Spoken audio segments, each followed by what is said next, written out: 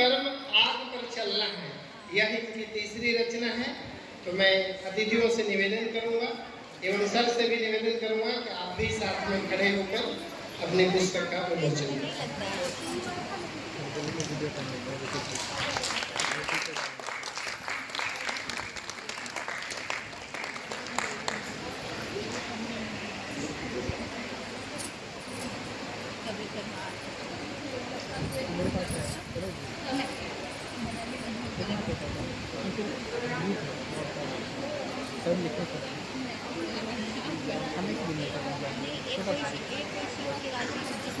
मैं सर से निवेदन करूंगा कि इस गीत संग्रह से कुछ पंक्तियों का यहाँ पर दर्शक श्रोता के समक्ष पाठ किया जाए।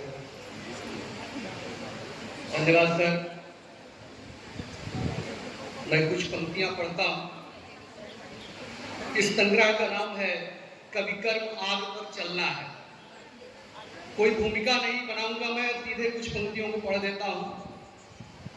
कुछ शब्दों के आयामों का है कविता कोई नाम नहीं, कवि कर्म आग पर चलना है, कविता चारण का काम नहीं।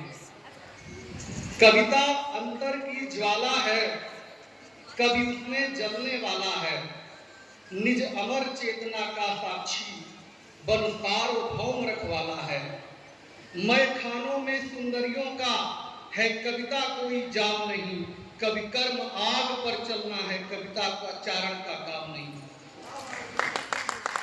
कबीर मनीषी क्रांतदर्शी उपनिषद स्वयं वंदन करती, जिसके चरणों में दब करके वासना आप क्रंदन करती।